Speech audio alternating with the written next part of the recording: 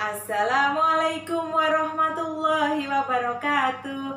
Senang sekali kita bisa berjumpa lagi di sini dan belajar bersama dengan Us Elis.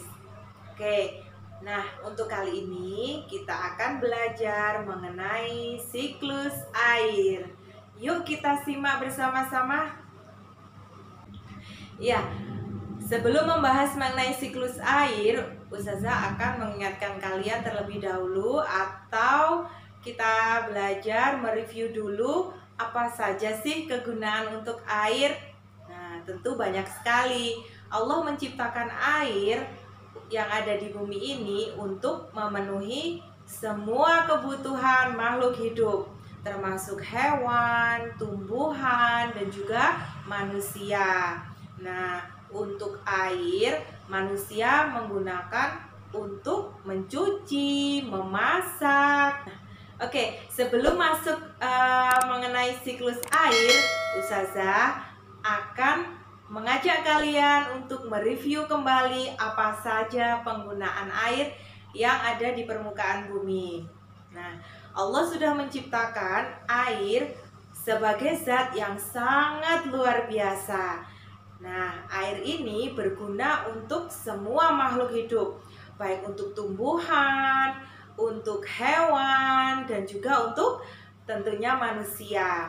Nah, untuk manusia, air dimanfaatkan untuk mencuci, untuk memasak, untuk menyiram tanaman, ya, kemudian tentu saja untuk minum. Nah, bagaimana dengan hewan? Hewan juga menggunakan air. Nah, airnya digunakan untuk apa? Tentu saja untuk minum, untuk mandi, ya. Kemudian tumbuhan juga sama. Tumbuhan juga menggunakan air. Tumbuhan juga perlu minum. Tumbuhan juga perlu untuk melakukan proses fotosintesis yang menggunakan air.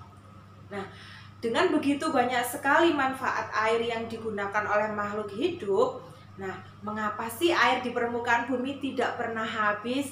Masya Allah, itu adalah salah satu tanda dari kekuasaan Allah yang luar biasa.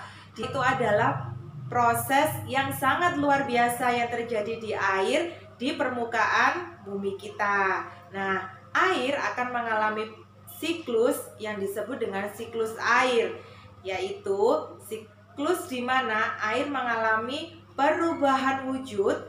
Baiklah, kita akan mulai untuk menjelaskan mengenai siklus air. Tahap pertama yang terjadi pada siklus air yaitu terjadinya proses penguapan.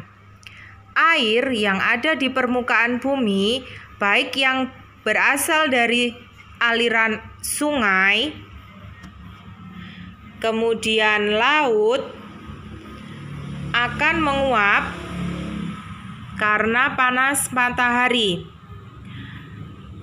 Air selain yang berasal dari laut dan sungai yang menguap, proses penguapan juga terjadi dari proses transpirasi dan respirasi makhluk hidup.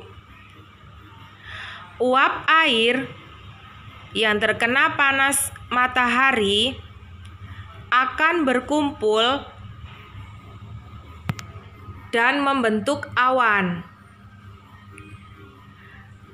Butir-butir air yang tertampung di awan semakin lama akan semakin berat karena jumlahnya semakin banyak.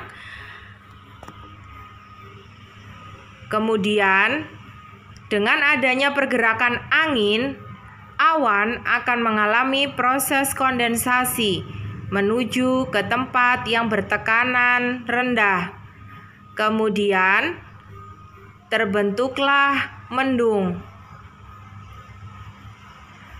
Awan yang mengandung titik air hujan kemudian akan turun berupa air hujan.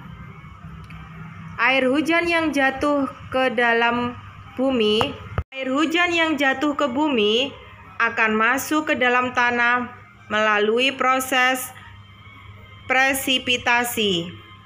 Nah, selanjutnya Air ini akan tersimpan di dalam tanah, kemudian mengalir ke dalam sungai, dan aliran sungai akan menuju ke laut kembali. Nah, setelah itu air laut akan menguap karena panas matahari dan selanjutnya mengikuti proses selanjutnya seperti yang ada di siklus air sebelumnya.